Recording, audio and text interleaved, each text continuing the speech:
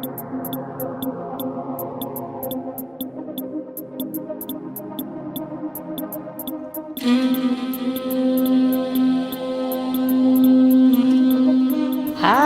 everyone. Hello. Welcome to The third episode of After the Honeymoon. Yes. Poo poo. Poo poo poo poo. Yes. Are you excited, hubby?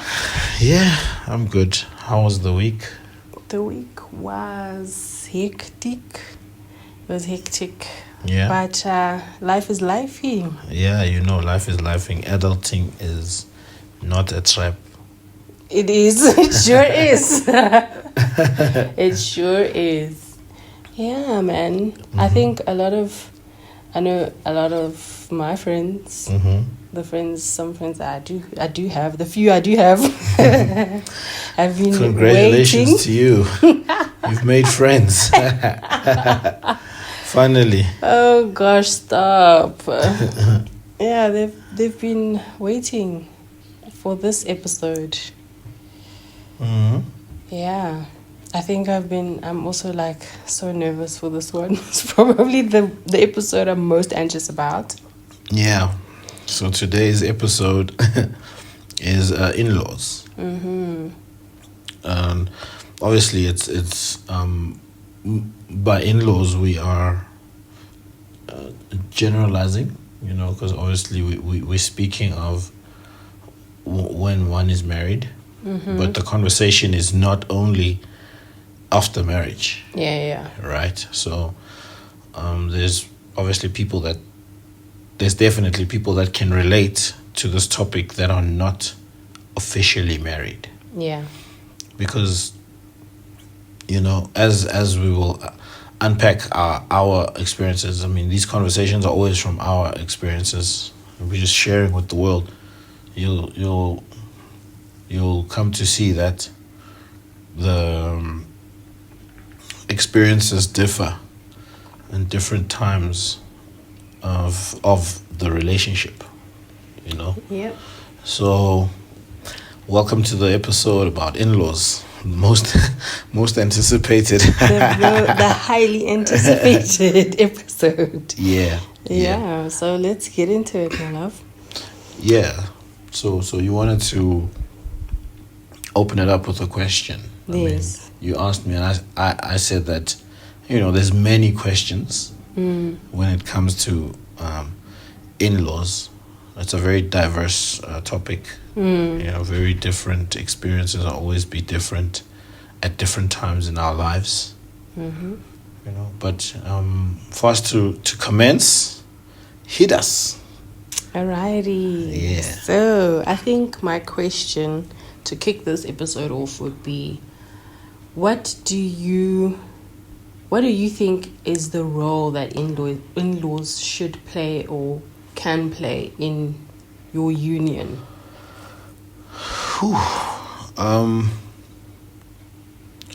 I think it's very vital. Firstly, like, in-laws are grown-ups, they've lived longer than us. Therefore, I always believe that time is the teacher as well as the experience.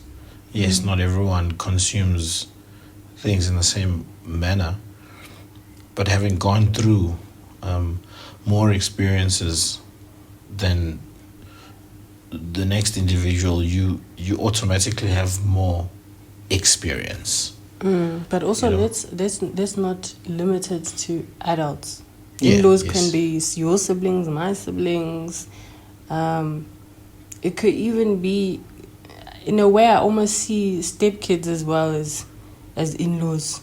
Oh, word. Because you're kind of marrying. If I'm marrying you, your child is your family. If let's say you did have a child before we got married, yes. your child is your family, and that child is also becoming my family. Okay, so it's not just with the folks. No, not just with folks. No. Okay, cool.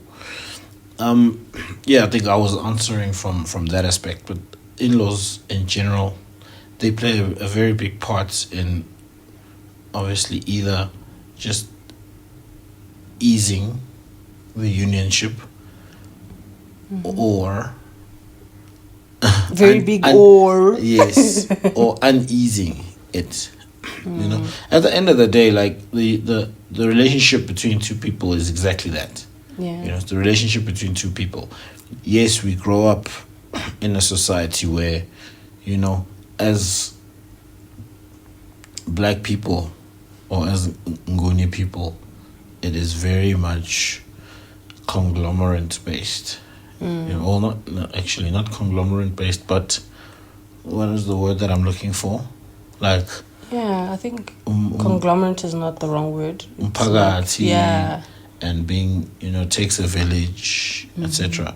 But, you know, the evolution of humanity and individuals has come to, obviously everything has its pros and cons, and the in-laws are not going to evolve at the same pace as the couple. Yeah. So the clashes start there because there will be different beliefs or different takes on certain things in life, and there's some people that are still, you know, steadfast with how they know things or how they grew up, etc., and automatically are not going to support unordinary decisions, and that's going to create friction. Yeah. So a very broad, I know I'm being long-winded, but it's a very broad answer that I can give in terms of what role in-laws play in a unionship.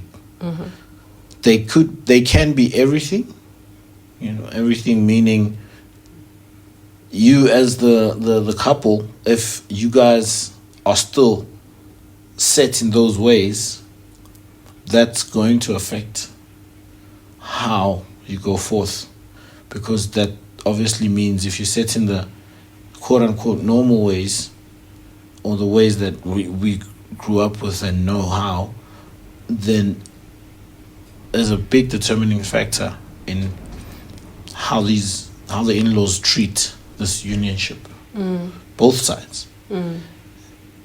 But if niwazile ukuthi, okay, cool, understanding the concept of individualism, right? And in this case, individualism is y'all's relationship, it's your unionship.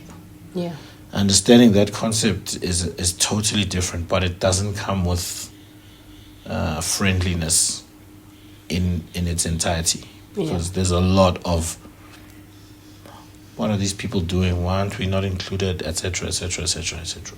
Yeah. You know, and we have our belief of three's a crowd, right? And by saying three's a crowd, meaning amanzi angangena endlini. Yeah. And amanzi meaning a third party.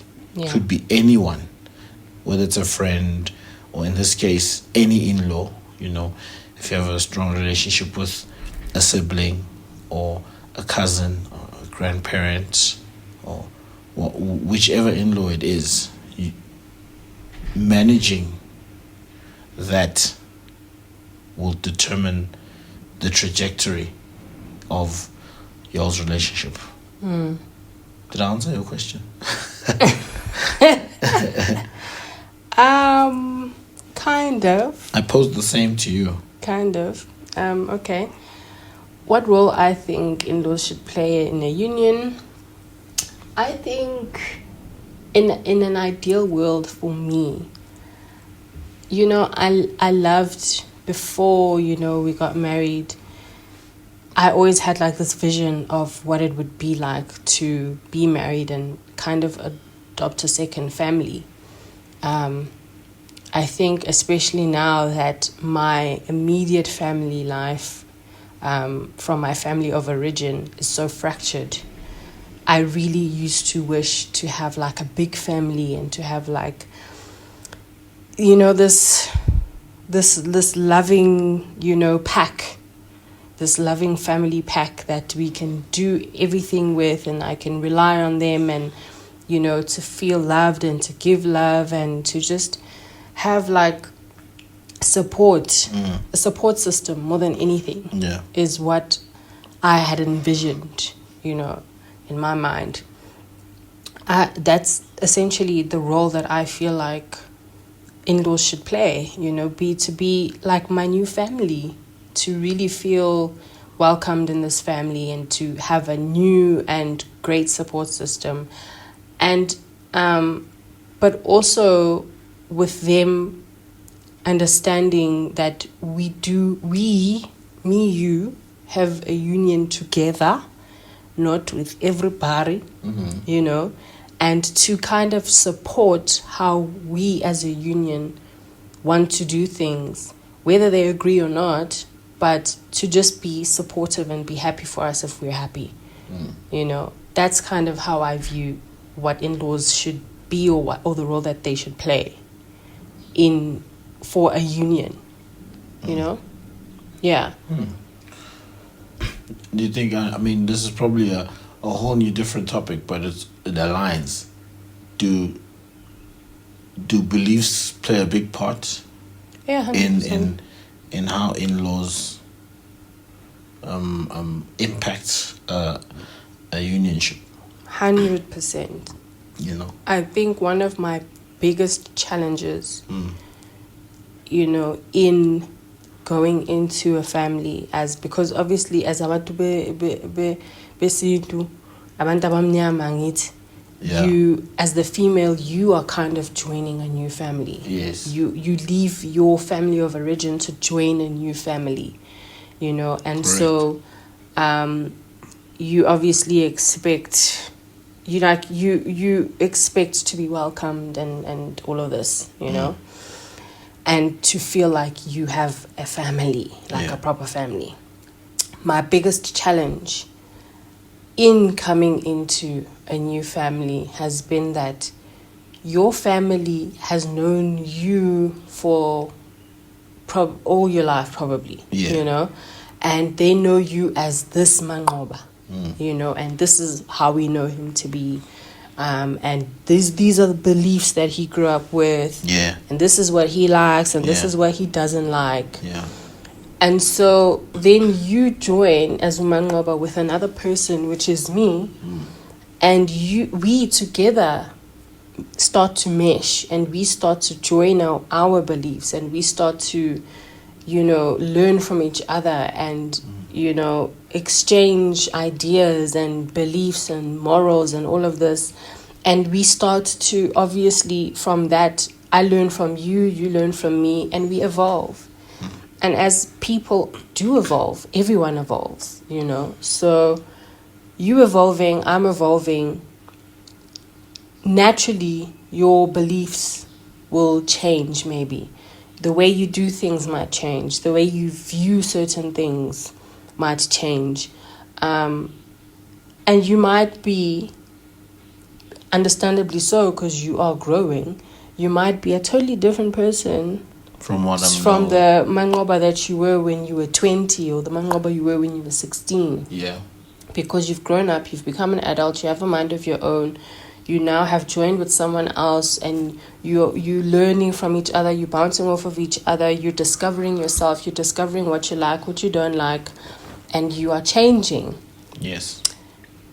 Then, jiggy, you know, your family's like, we don't know you like this, you know, but I raised you like this, or we know that you were raised like this, and this is what you do and this is what you don't do.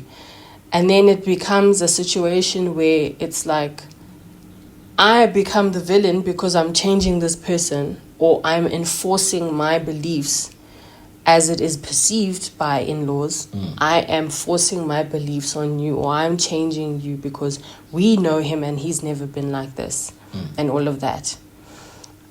And not actually understanding that you are an individual and you are allowed to grow, and you do grow as everyone does.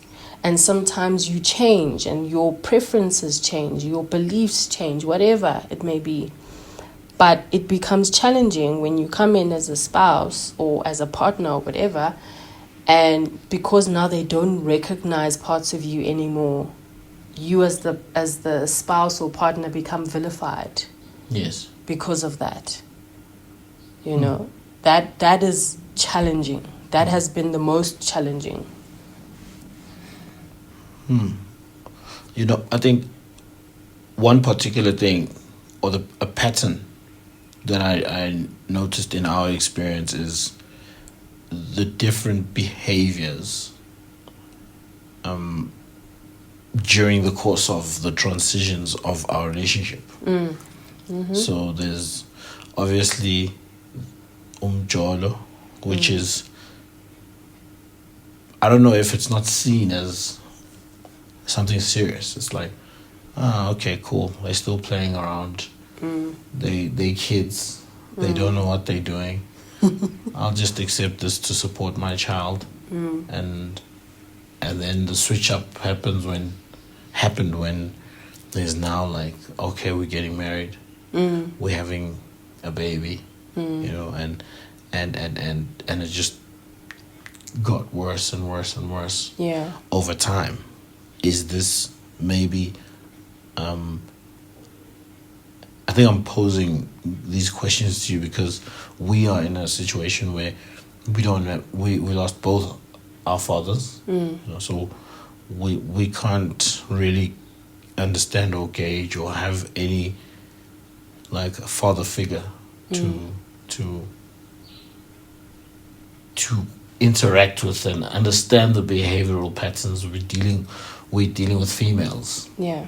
You know, on both our ends. So what is it like? Do you having a boy child, do you feel that it is something of losing or being plucked out of a normal system that creates these vilifying characters and all these behaviors? And this is just me trying to understand. I never will. You know, I don't condone it. Just trying to understand and see and learn how is it that people can be assisted in navigating such a change in their lives with someone that they've created. You have a bond with your son and your children. So I'm posing this question to you because you're the one that carried them. Yeah. How would it then? It would be hard for you to answer this. How would you feel if your son is now, quote unquote, taken away? which I don't think that should be the view. Yeah. First and foremost. Yes.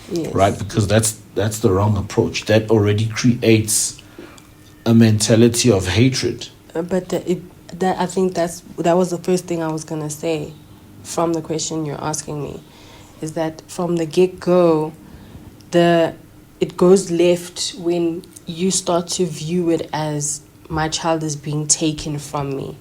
Yeah. So it means then also everything that he then does from now on, if he decides to do something differently, change his beliefs or whatever, it's viewed as the child is being taken and being changed. My child that I raised, and I raised him this way, and I raised him to do that and not to do this.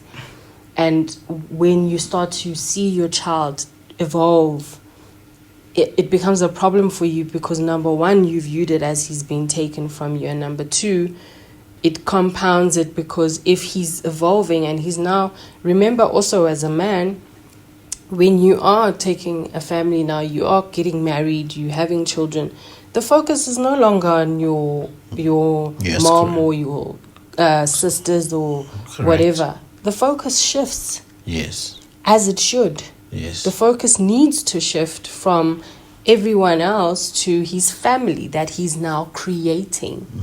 He is creating a whole new union and a whole new pack of he's creating a family. He has to focus on his family. So and we have this thing, especially in the black community, that when a man does focus on his family and is really good to his family, sinloyile. So essentially, number one, you don't trust your own son's judgment of actually being a good person. You don't trust his, you don't believe in him to be a good person. In essence, you're insulting yourself and insulting him because you're saying you didn't raise him well. He's focusing on his family, he's focusing on his kids and his spouse or his partner. That's what he should do. So then you're in a situation where you don't want to now overly be lovey-dovey, or you don't want to show as if you're being overly invested.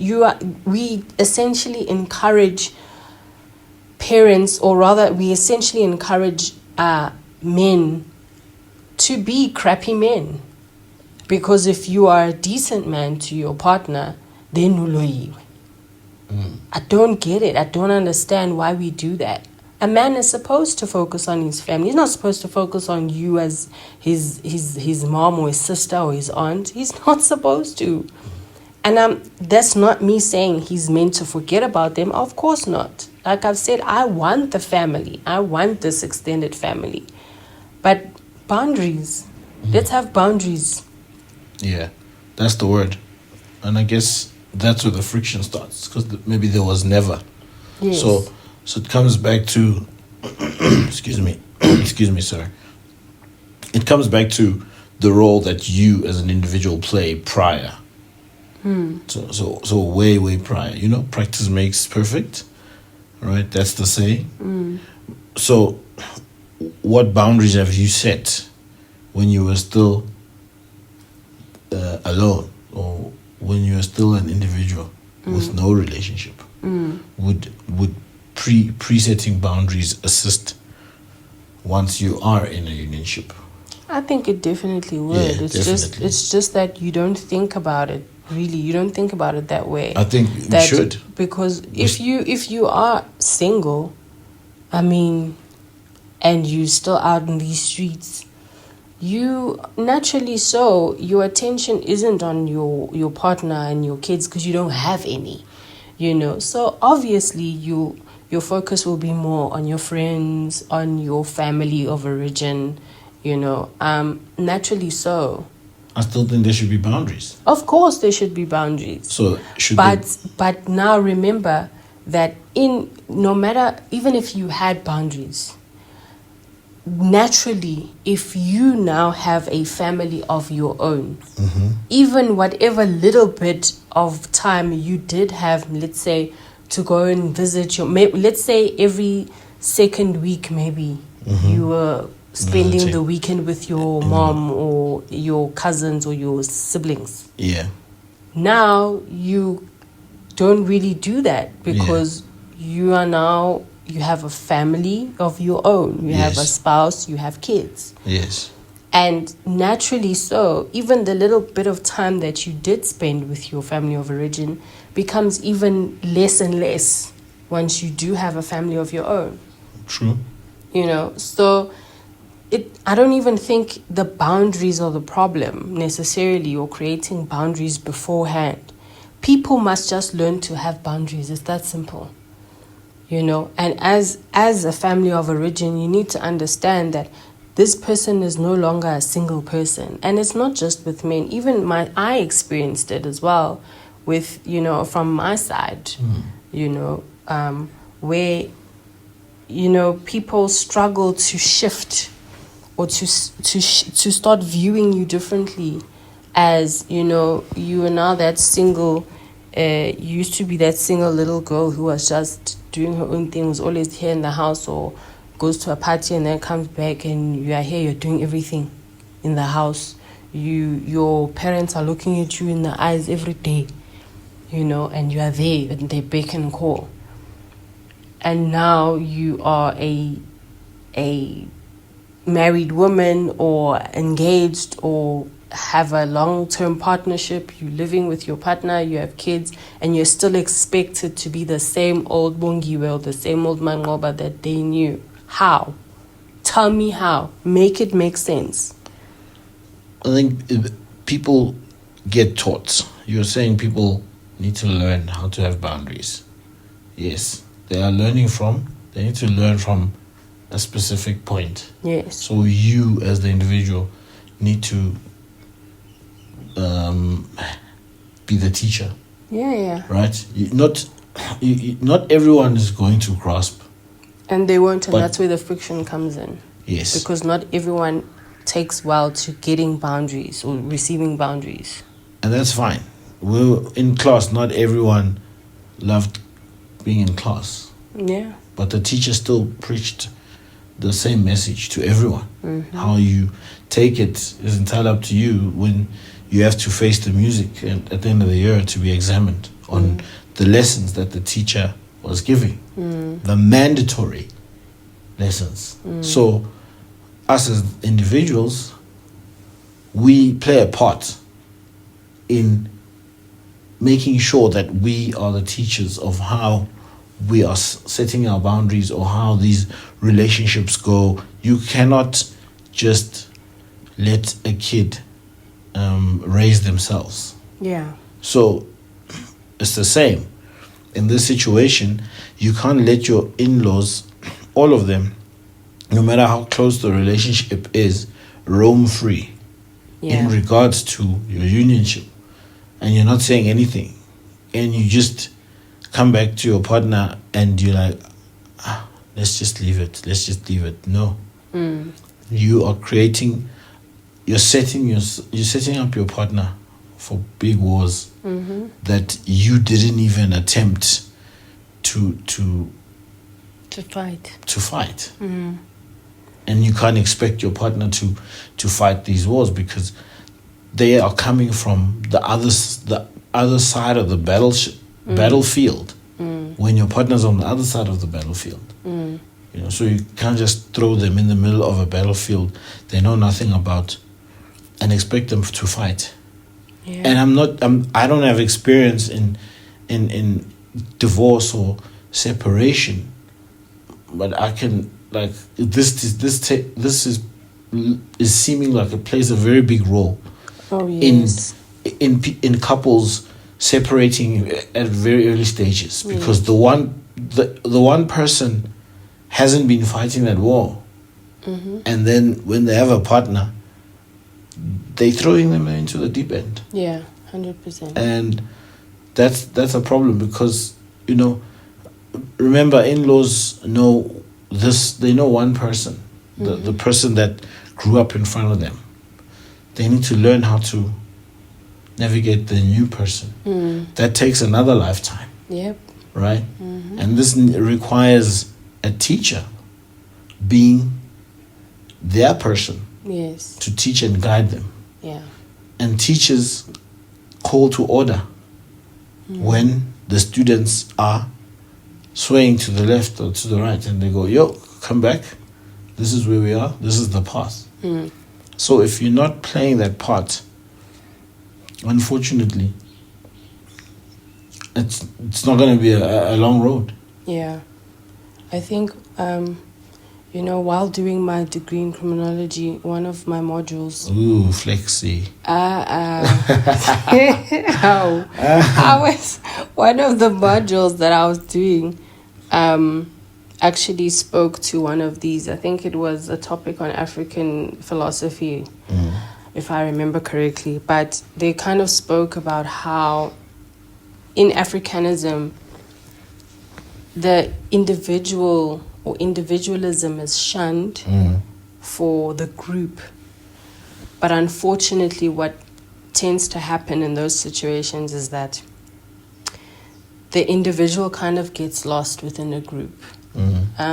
Your personal needs, which eventually leads to your mental health needs or emotional needs or psychological needs, gets trampled on by the group because your feelings never count as an individual. No one hears you, no one wants to hear you, and it's almost felt like no one needs to hear you anyways because you don't count. You don't matter, the group matters.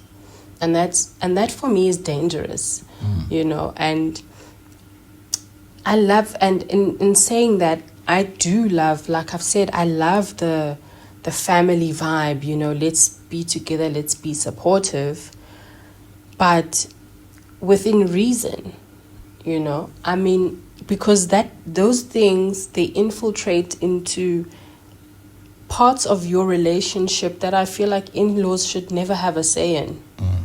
You know, right down to kids. Your in-laws end up dictating how you should be raising your kids. Then you make decisions for your kids that get trampled on because they feel like they have more of a right than we do as parents over our kids. You know, and I know we've experienced that. Yeah. And it did not sit well with me at all. Yeah. I might not have said much about it at the time, even though it was perceived as if I was the one that said much about it, but that's a story for another day. But it didn't sit well with me because my kids and our kids we should never worry about our kids visiting our relatives because we're concerned about whether what we are teaching our kids will get ignored. Or the values and morals that we are trying to instill in our kids are going to get ignored. I should never have to worry about that. It's almost violating in a way, if you ask me. Yeah. You know, and then it goes to, then now, Mina, as the spouse, when I'm uncomfortable with my kids visiting your family members, I get side eyes because I'm seen as that I'm trying to keep the kids away from their family. Kanti, I'm concerned because my teachings or my beliefs are not being passed on to the kids, or what we have decided we are going to do with our kids is not being kept by your family or my family, you know. I remember at some point I also realized I need to put boundaries on my side as well, you know. And I remember we went through a time where I was obviously having a very difficult time with my mom, and before you truly understood the dynamics that were happening there, but you would encourage me to take our son to go visit her, you know, and I would be like, no, you know, I can't, because there's so many times where I've asked for something not to happen or to not be done, especially around the child, and it gets done anyways. And you ask yourself, if this is being done to my face, what will they be doing when you're not there? Now you're uncomfortable taking your kid to certain people when you shouldn't be uncomfortable, simply because they don't respect boundaries. And that for me is absolute garbage. Yeah, that's a big problem. I don't know if it's a topic for another day, but yeah, it's a vast topic alone. it is the craziest thing. I think you don't need to practice what is being preached by parents of a child. It's just, but you gotta respect it. But you have to respect it. Yeah, because it's I mean, kids go to school, right? They come from different households with different teachings, and the school generalizes behavior. Yeah, right. And the school has their own rules. Correct. So it is. We respect this. But this is how we move here, but we're not going to infiltrate or talk down or shun upon any of your teachings type vibe. That's a big problem. It becomes a big problem because that isolates the kids. Yes. Especially in a position like ours where we are very headstrong about how we want to raise our kids. You know, so it ends up isolating them, and how do we then find that balance of, we would love for them to visit their family in its entirety, but when you have certain members of the family spitting in your face, how do you then navigate that? And these are that's how I was saying your question is broad, because this is part of it. Yeah. Like, you asked me, how do I see in-laws impacting?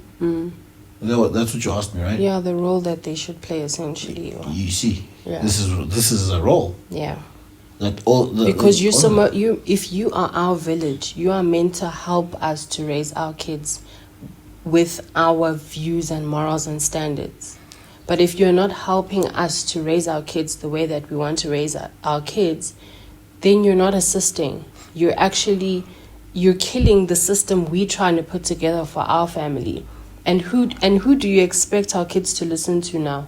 Are they going to listen to auntie or gogo, or are they going to listen to you or me as the parents? Do you understand that you're confusing kids as well? my qualm is not ngenile manje singamleni. It's not. I'm not forcing you. I'm not gonna get and say, okay, here's our children. They're visiting you. This is what happens. This is how we do. No. Yeah, we're not expecting you to practice anything. No. Just respect. Even if there is something that you feel that you want to address it with the parents. Yes. Not vicariously. Through the kids. Yep.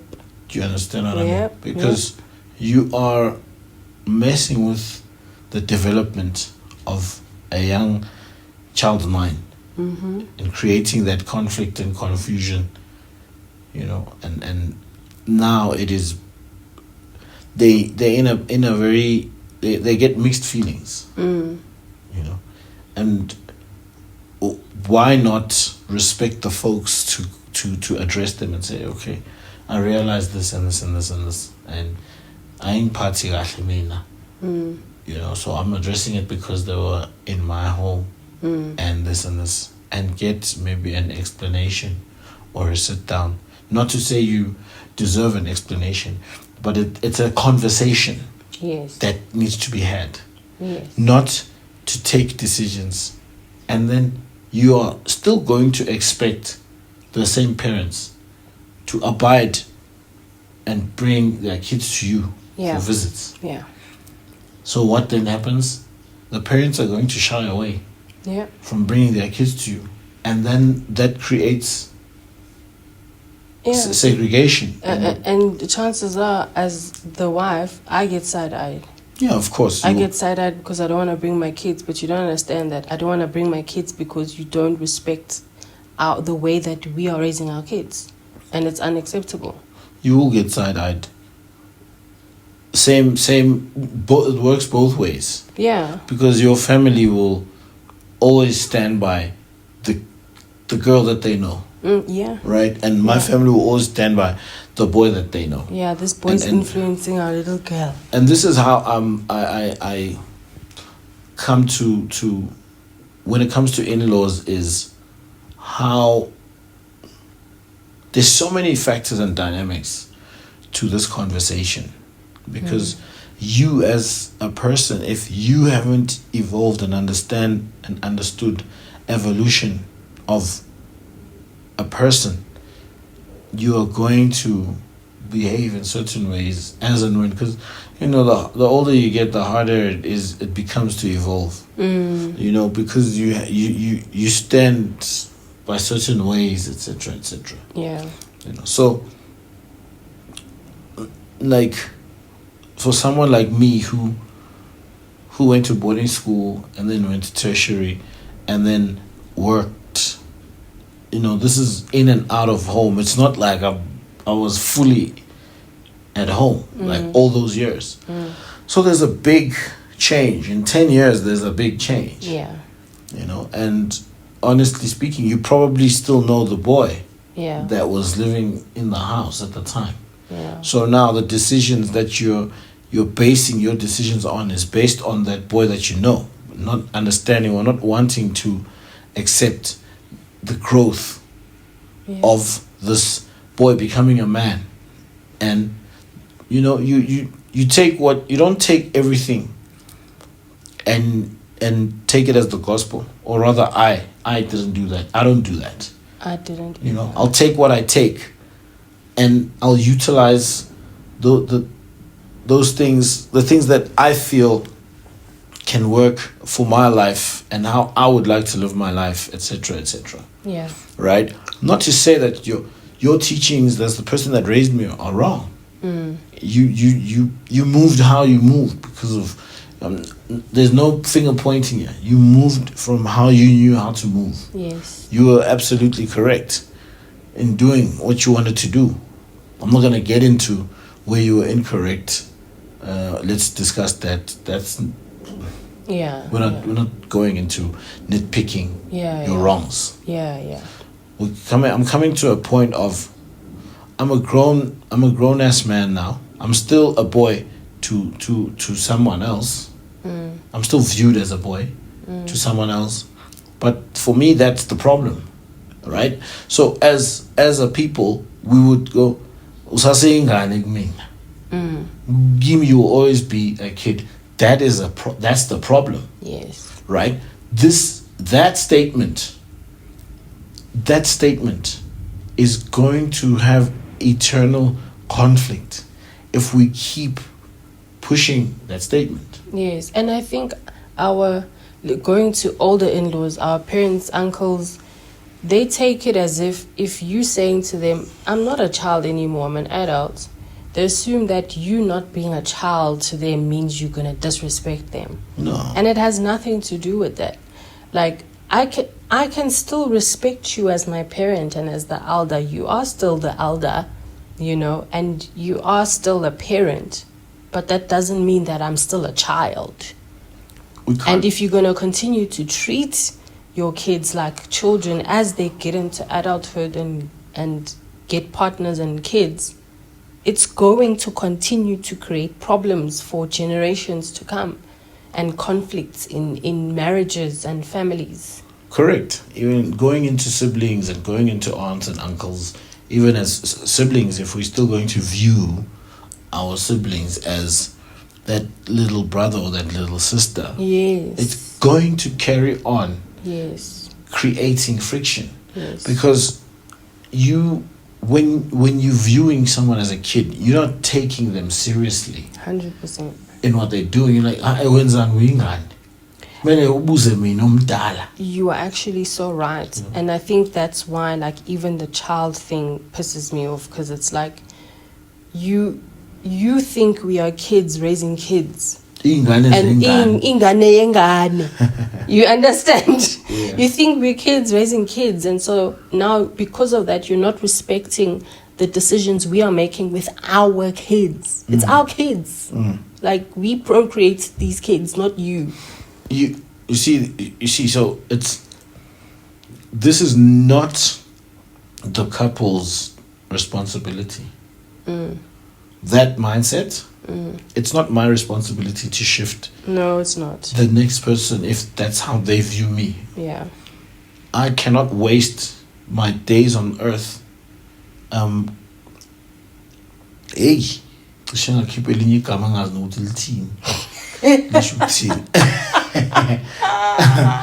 cannot waste my days on earth teaching other adults how to behave for themselves. Yes. Because remember, here's the thing. I'm not concerned about how you view how I run my household. I'm not concerned about that. I come in when you start disrespecting. And disrespecting is in my views. It's not in anyone else's views, because the next person could see it as there's nothing wrong with this. Yeah. Logic is not logic for everybody. Yeah. Right? Yeah. So it could be logical for the next person to see. I'll make an example. It could be logical for the next person to see all kids must be baptized. That is logical to the next person. It could not be logical to me. I might not have anything against it. I just might not resonate to it. Yes. Right? Yeah. And because it was done to me, doesn't mean it should be done to my kids. If I was beat the hell up, doesn't mean I must beat my kids the hell up. Right? I'll find there's hence the evolution And just the because you growth. turned out right doesn't mean it was the right thing to do. Correct. If let's say you were beaten, just Correct. because you turned out a decent person doesn't mean it was the right thing. Correct. You know, and I'm going back. This is not finger pointing. Yeah, You know, for sure. this is not blame. We are unpacking a whole topic that probably won't be unpacked in one episode. Yeah. Right, and it will come in and out in every episode because it has It intertwines with so many so things. much. Yeah. Right, but the as we're speaking, the most crucial thing that I'm getting out of it for me is we cannot spend our time focusing on making the next person right. Yeah. That is not part of what is being built in this unionship. There's already a lot that we have to do for each other. Mm. You know what I mean? Mm. I need to support you. You need to support me. You've got traumas. I've got traumas. Like these things affect you, like emotionally, psychologically, and vice versa. Mm. This is the person I have chosen to go through this journey with, and doing this because we have our view of this is what's going to impact the humans that we've procreated and brought onto this earth in a positive way. Mm. In our belief, right? So it is going to be a fight when the next person goes, "Bayahlanya lawo." Mm. Yeah. Right? What do you mean? Like, you telling my kids that I'm crazy? Yeah. I spend every day honing, you know, and you tell my kids that I'm crazy. And then how do I then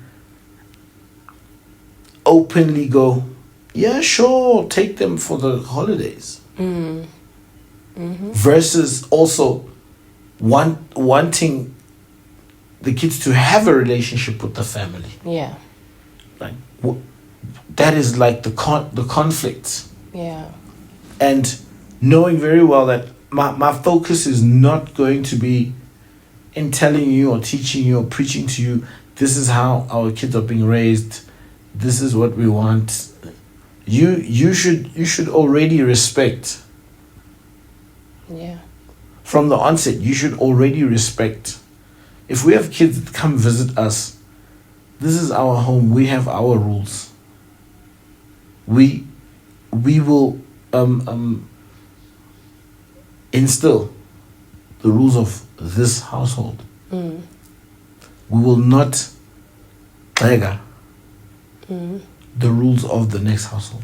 Yeah. But mina uma wazi ngenza usifundise kanje, I cannot then go, no, your father's crazy. That's not how things are done. That's disrespectful. Yeah, it is. And you're mocking Yeah. a person who's starting a trajectory for their lineage. Yeah.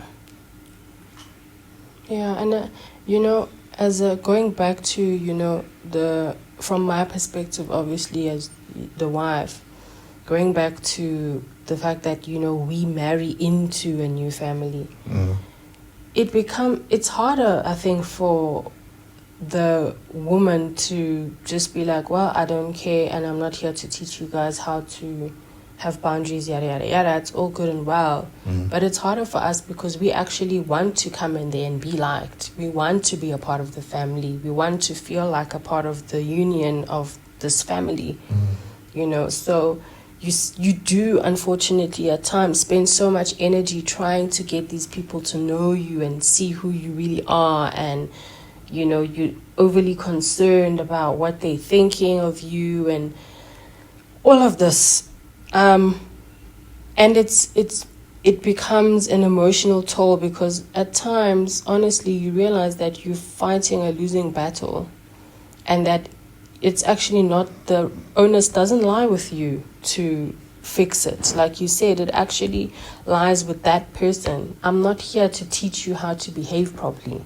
Yeah. You know, and I think I've gotten to that point now where I'm like, I actually don't care anymore what it is you think of me. If you are willing to really get to know who I am and want to truly get to know who I am, you will. You know, I'm not here to try and fix you, because essentially that's what you end up trying to do. You try and fix how other people behave, and I'm not here to do that. No.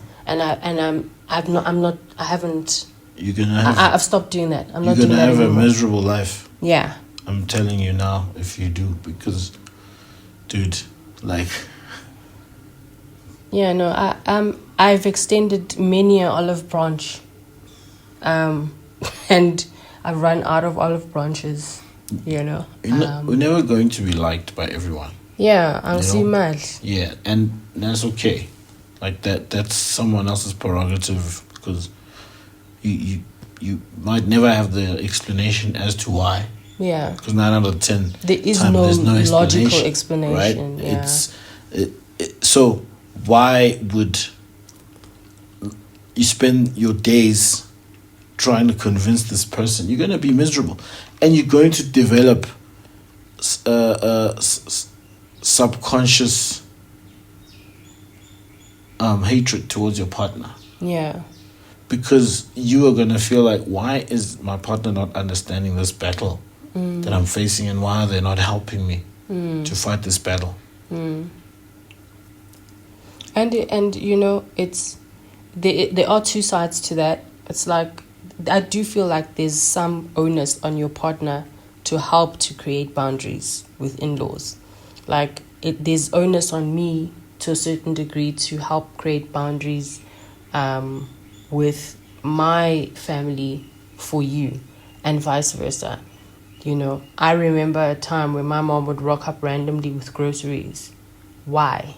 I didn't ask you for the groceries. Why are you coming here with groceries? Are you insulting my partner because you are assuming that he can't take care of us? Why are you here with groceries? You know, and that for me is a boundary I need to put up, to say it's actually not okay to do this. And like you said, some people might see certain things as normal, like, oh, there's nothing wrong with this. Some people might not like it. Like, for me, I didn't like it, especially because I know where it was stemming from and why it was being done in the first place. So there is onus to a degree for the partner to create boundaries and to mend their side of the fence. Absolutely. You know?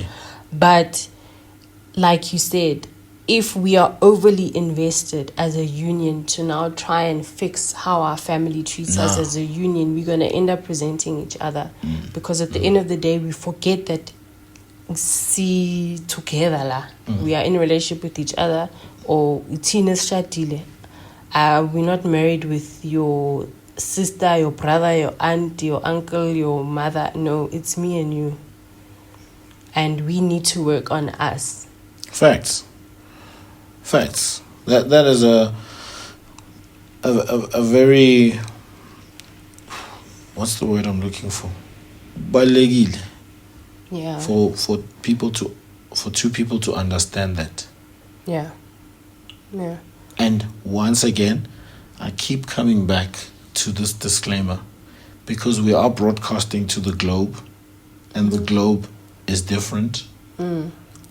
This is our view. Yes. Of how a union works. It's exactly that. We are married. I'm married to you. You feel me? You have a family. I understand that. I respect that. Yeah. I'm not building a household with your family. Ngiyazi ukuthi into yesintu ukuthi ushada umndeni. No. Angishada umndeni. Ngishade wena. Yeah. Umndeni wakho. My life will be miserable if I'm trying to align your family and vice versa. Yeah. To be aligned with our household. Yeah, no. It's not going to happen. It's never going to happen. So they're never going to understand and see things in our way. We might probably be insulting them. in the way we do things, because they have their own things, and their own way of believing. You know, there's religious beliefs, there's spiritual beliefs, there's a lot of things that come to play that create friction and clashes amongst individuals. That's a topic I really want to talk about. Spirituality, beliefs, individual. So it's I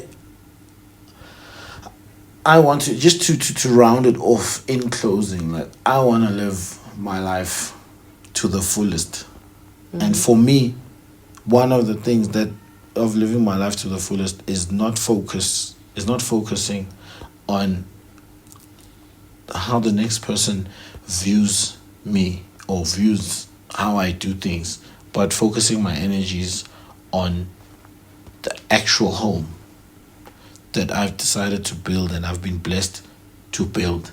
You know, that's one of the values of me.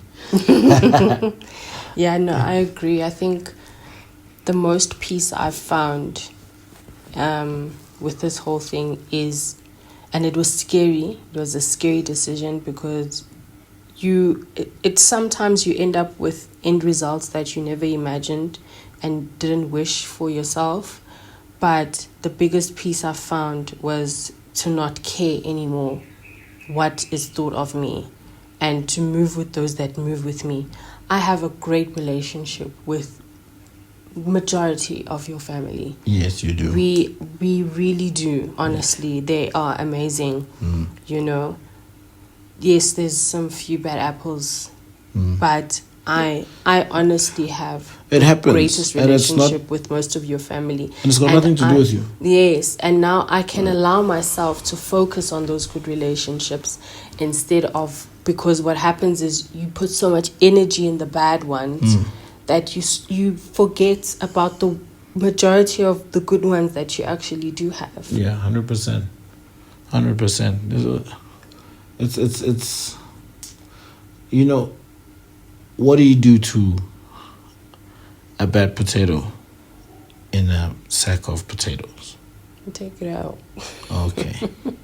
What do you do to a bad apple in a pack of apples? You take it out. What happens when you take it out? The other apples can have life. They'll flourish. Yes. And the one continues to rot by itself. Correct. And if you leave it in the pack, it's going to rotten all over them. Right? Yes. It sounds simple, but that analogy is simple. Like it's exactly what it is. Like we can you can try and unpack it and do that's just how it is. Yeah, it's a self-explanatory analogy, honestly, and that's exactly what it is. And when it happens, you will see. Yeah. When you take out the bad apple, the bad potato out of the sack, you will see. Yeah. When you wash all the other potatoes and now they're flourishing. And yeah, I have seen. I have. It is what it is. On your side and on my side, I have seen. It is what it is, and the remaining rots on its own. Yeah. True. Yeah. What an episode. There's still so much to it. Yeah, there is. We will not be able to complete everything in one episode. Never. We never will. Yeah. You know, it's always a fun and a pleasure, and it's emotional, and but it's just so enlightening, and I learn as and when every time we have these chats. There's so much to learn. I can't wait for us to start having guests. Yes. Just give us some time. We are getting into it. It's only episode 3. There's hundreds and hundreds more to do. Yes. And the evolution of after the honeymoon will happen as and when. The quality will get better. You might even see our faces one day. Yes. You might even see our faces one day. We appreciate all our subscribers and our listeners, and please subscribe, like, and share with the world. Yes, and please leave those comments. Please. You can engage with us through the comments as well. Just leave a comment, ask questions, or you can even suggest topics that you'd like us to talk about. Yes, please. But please do engage with us, guys. We'd love to hear your views. Yes, please. Bring those topics. Thank you very much for listening to After the Moon. After the honeymoon. Eish. After the honeymoon. Wait, you forgot your segment that you started last week. What's your song of the week? Ooh, my song of the week. Aish, it's festive now. My song of the week is Nyaguzo Kolita Nyaguzo. Ow ow ow ow Oh, wow. ow ow ow. Izamawala. Oh, wow. That's my song of the week. Okay. Yes. That is very, very different to what my song of the week is. Like the complete opposite. Yo. Okay. My song of the week is actually a gospel song. Yeah? Yes. Mm-hmm. My song of the week is Paul and Silas by Benjamin Dube. Oh, nice. Mm-hmm. Nice, love. Okay, Yeah. thank you. Yeah. All right. Thanks, guys. Peace out. We will see you again in the next fortnight. Yes. Peace out. Bye-bye. Cheers. Thank you very much. Bye.